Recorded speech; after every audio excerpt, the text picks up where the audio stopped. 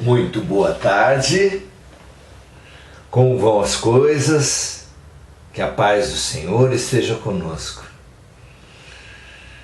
Paz do Cristo, a paz do Senhor. Muito diferente dessa paz que é uma pausa estratégica, uma pausa para nos organizarmos melhor em nossos exércitos. Essa paz que é apenas instrumento de dominação, porque propõe ao dominado a passividade. Para muito além dessa paz, a paz do Cristo, a paz de Deus, é a paz interior, é a paz na consciência.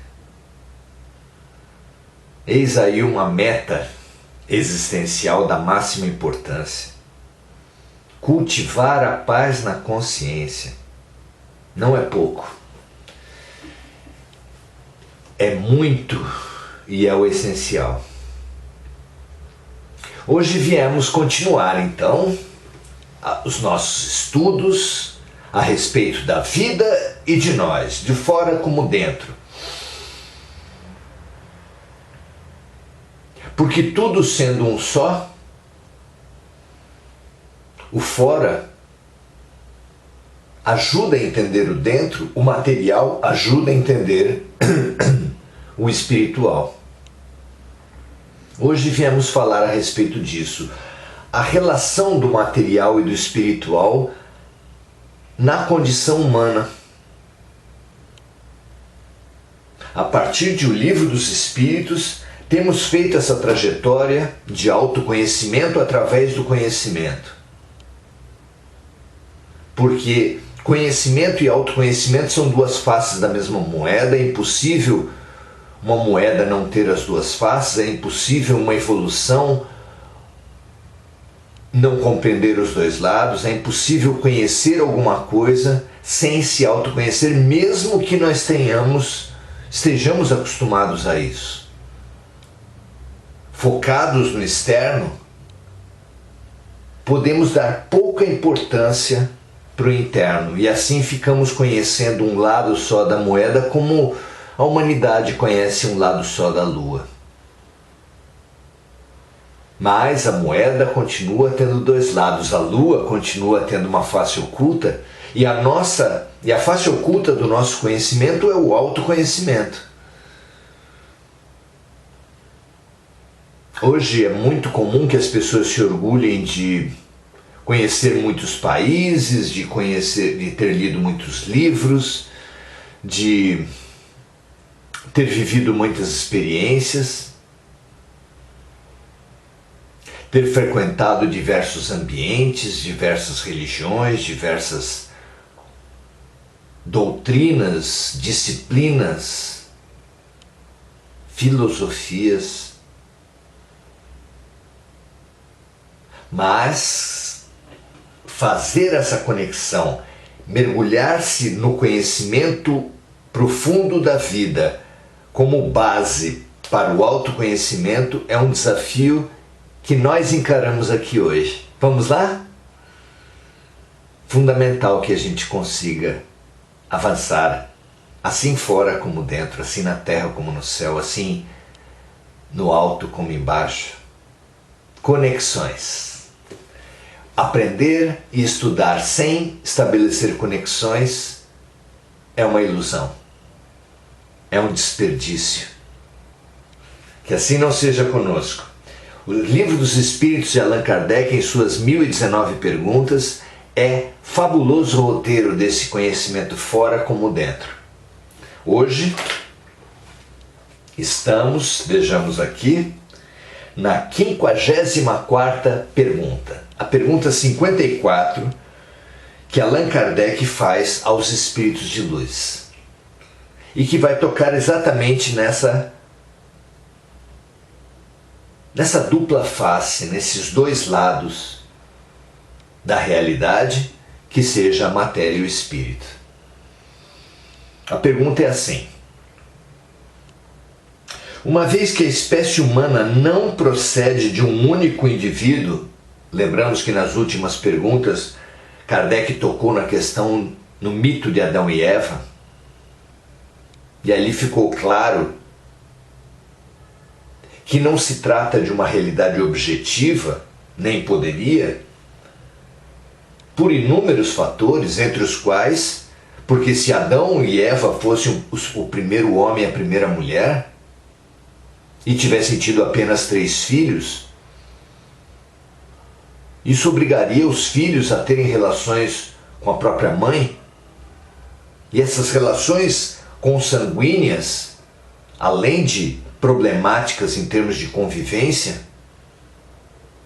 seriam problemáticas para a própria perpetuação da espécie, já que esses laços fechados numa consanguinidade muito próxima levam à deterioração das criaturas.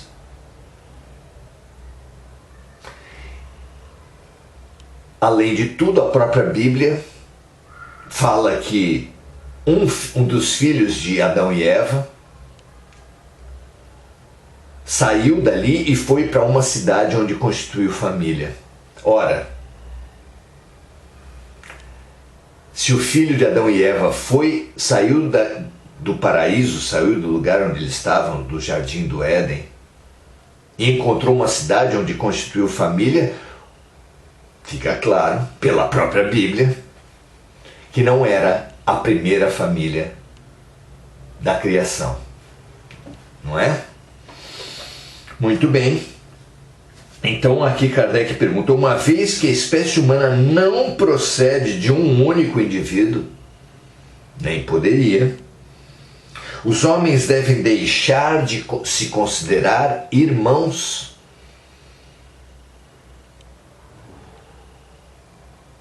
Vejam só, ele já havia revelado, os espíritos já haviam revelado, que há diferentes raças, por assim dizer, diferentes características humanas, diferentes grupamentos com aparências diferentes, e que eles representam origens diferentes. E aqui a gente pode acrescentar então, uma vez que a espécie humana não procede de um único indivíduo, mas vem de origens diferentes, os homens devem deixar de se considerar irmãos. Nós, em encontros anteriores, falamos da unidade na diversidade, o que vamos reforçar hoje a partir da mensagem dos Espíritos. Vejamos a resposta que eles deram a Kardec. Todos os homens são irmãos perante Deus, porque são animados pelo Espírito e se destinam ao mesmo objetivo. Então, a natureza das criaturas humanas, espiritual, é única. E o objetivo, o destino, o sentido da existência também é único para todos nós. Temos uma mesma origem, uma mesma natureza, um mesmo fim. E isso nos dá uma irmandade total, visceral, não é? E ainda comenta o Espírito a respeito da pergunta de Kardec: os homens sempre querem tomar as palavras ao pé da letra. E acrescentaríamos, querem sempre tomar a aparência pela essência, tomar o provisório pelo definitivo, tomar o que perece pelo que permanece. Esse tem sido um dos problemas centrais, questão fundamental a ser ultrapassada por todos nós. Fundamental lembrarmos que a tarefa essencial da existência é amarmos-nos uns aos outros e amarmos a totalidade acima de todas as partes, disse Jesus. Mas, como esse amor universal e profundo está muito além das nossas capacidades imediatas, nessa encarnação, nesse momento histórico, a tarefa que se impõe é a tarefa da pacificação. E fica evidente que a pacificação verdadeira, não aquela falsa, não aquela de conveniência, não aquela que é uma preparação para mais guerra, a verdadeira pacificação depende da espiritualização do ser. Só o ser espiritualizado pode se pacificar. E sabe por quê? Porque toda violência vem do egoísmo, e o egoísmo é o apego à superfície. É o apego à aparência. É apegado à aparência, no egoísmo, que o homem, o ser humano do sexo masculino, comete violências contra a mulher. Que o ser humano branco comete violências contra o ser humano negro. Que o ser humano de uma certa nacionalidade comete violências contra o ser humano de outra nacionalidade. Supondo ser o que ele apenas está. Porque o espírito não tem sexo, não tem classe social, não tem nacionalidade.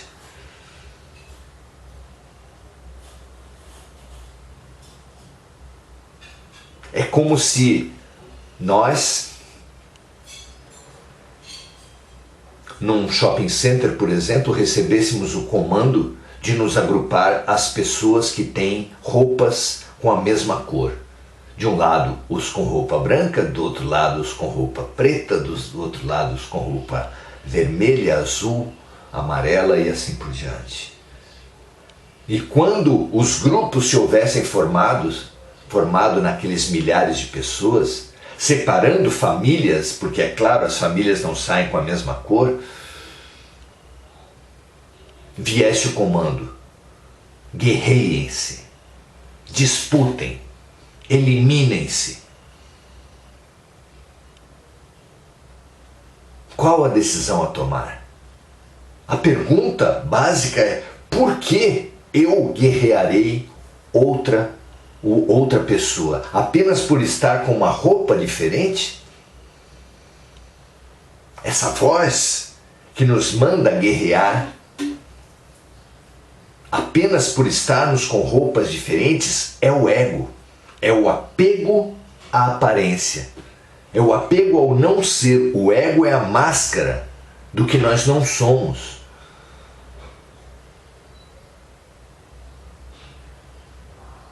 É a base de toda violência. A espiritualização do ser nos situa para além das aparências. Nos faz ultrapassar as máscaras. Avançar na busca do ser, para além do não ser da aparência. Porque a vida nos deu aparência, nos colocou na matéria para explicitar as nossas questões.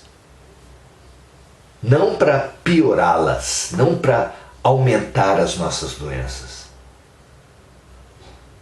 A doença física é uma revelação, como num filme fotográfico antigo.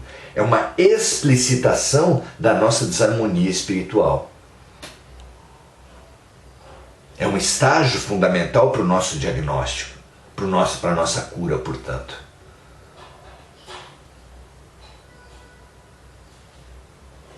A família é uma materialização em convivência dos espíritos que mais precisam, dos espíritos que estão mais maduros para se perdoar, para se reinventar, para se arrepender, para se reconciliar. A família é a máquina de reciclagem de Deus. E só pode ser compreendida à luz da reencarnação. Como pode que uma rejeição dos filhos, uma incompatibilidade com os filhos que não existe nem no mundo animal, existe entre os humanos? Porque é claro, trata-se de um retorno, trata-se de uma explicitação no corpo de um problema espiritual que já vinha se arrastando há muitas vidas. Ganhamos uma lucidez, ganhamos uma coragem para enfrentar os problemas de família, de doença e todos os problemas da vida quando colocamos as questões, os problemas da vida na perspectiva espiritual. Tudo ganha uma noção de oportunidade, ultrapassando a dificuldade. Dificuldade e oportunidade são duas maneiras de você enxergar as questões da vida. Se você se concentra exclusivamente na dificuldade, você não percebe as oportunidades. E as oportunidades de cada fato ficam muito mais evidentes, muito mais ricas, muito mais estimulantes quando você vê tudo na perspectiva espiritual. Pois nessa pergunta de hoje, quando nós somos convidados a nos olharmos, a distinguirmos, a alcançarmos a irmandade, a fraternidade de todos os seres humanos, e até para além de todos os seres humanos, como fazia Francisco de Assis, maravilhosamente, ganhamos uma outra ética, uma outra diretriz, uma outra maneira de ver o mundo. Francisco de Assis não apenas chamava todos os seres humanos, inclusive os muito diferentes, os dados como inimigos, os adversários dele mesmo, os que humilhavam, todos eram seus irmãos. E para além de chamar todos os seres humanos de irmãos, ele também chamava todos os seres animais. E para além de humanos e animais, todos os seres vegetais. E para além dos seres humanos, animais e vegetais, os seres minerais, as coisas, a irmã cadeira, a irmã mesa, para além do irmão burrico, da irmã árvore. Todos são nossos irmãos. O pensamento de amor aos animais fica maior com essa certeza de que nós já fomos animais e eles, animais, um dia serão humanos. O pensamento ecológico de valorização da natureza ultrapassa a noção de recursos naturais, ultrapassa mesmo o prazer sensorial de contato com a natureza, para alcançar essa fraternidade, essa sensação de família, essa certeza de sermos um só, que só a perspectiva espiritual nos faz conquistar. É fabuloso que adquirirmos essa perspectiva, não é? A regeneração, o mundo que se avizinha, o mundo para o qual a Terra caminha, porque estamos saindo do paradigma da dor, chamado pelos espíritos de expiações e provas, portanto dor, para o mundo da regeneração. Regeneração o que é? É o paraíso? É o descanso eterno? Muito pelo contrário. É o serviço, regeneração é serviço. E é simbolicamente isso que nós estamos fazendo aqui agora. É atuar fora e dentro, conhecer fora e dentro, amar fora e dentro. E para isso é fundamental nos desmascararmos, nos desidentificarmos com as aparências. Respeitarmos o corpo como quem respeita uma roupa. É fundamental termos a roupa, é ela que nos dá proteção, nos dá calor. A roupa nos serve fabulosamente como meio de frequentar diversos ambientes. E assim o corpo também nos habilita a frequentar uma sociedade de encarnados.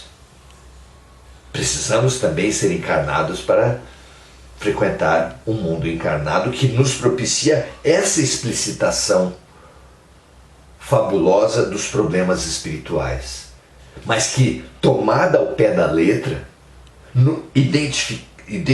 se nos identificarmos com a matéria como se ela fosse a realidade em si, e não uma representação, e não uma simbolização da realidade, nos perdemos, nos violentamos e violentamos os outros.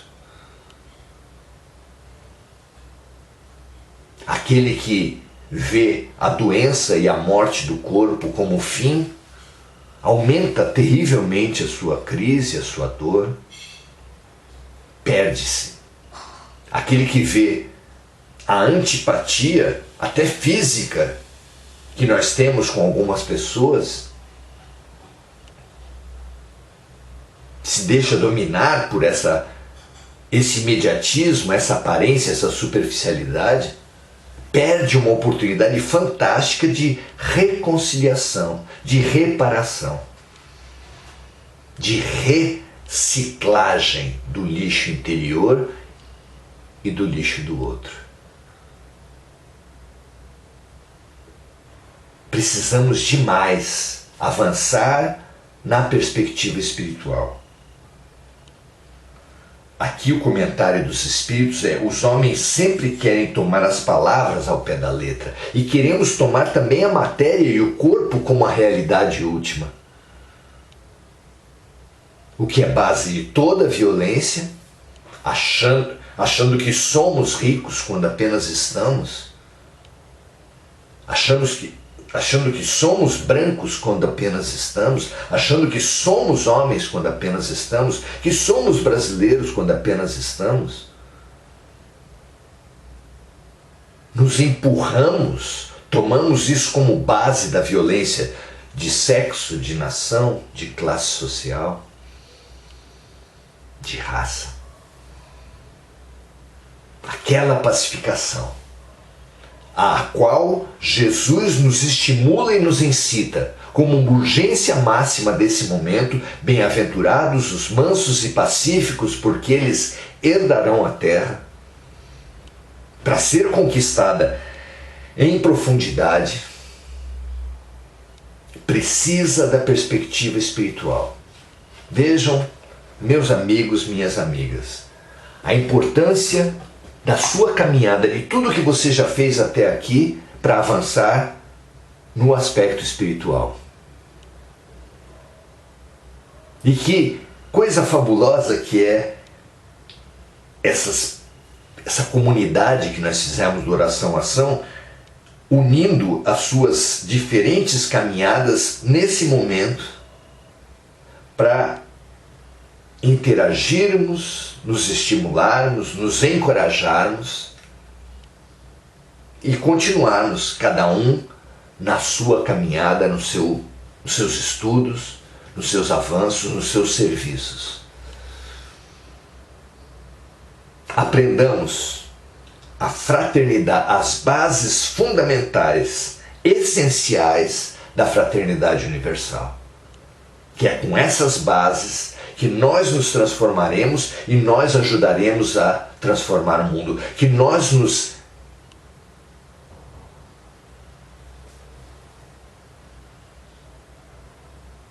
regeneraremos como passaporte para entrarmos no mundo de regeneração. Que assim seja. Conhecimento e autoconhecimento. Amar o próximo como a si mesmo, assim o fora como o dentro, assim na terra como no céu. Prossigamos nas nossas conexões, nesses estudos e como estímulo para as conexões na vida, superando as fragmentações, as oposições, as guerras que despedaçam sociedades, famílias, os ódios, como esses ódios políticos no Brasil, rumo a essa compaixão, a essa empatia, a essa solidariedade, a essa fraternidade que nos ensinarão, nos empurrarão, nos estimularão ao amor e antes a paz. Paz e bem para vocês, cumprimento fantástico do nosso Francisco. Muito bom estarmos juntos, Sayonara, Andréia. Vibrações para Bruna, como pede a Sayonara, Gugu, que saúda sempre a importância desse nosso momento, que esse momento nos elucide a todos, nos encoraje a todos e nos impulsione sempre para frente e para cima, para o infinito e além, como disse o personagem do desenho. Um grande abraço para vocês, muito bom estarmos juntos. Amanhã continuaremos nossos estudos. Compartilhe se você entender que essa live possa servir para alguém. Até amanhã, um grande abraço.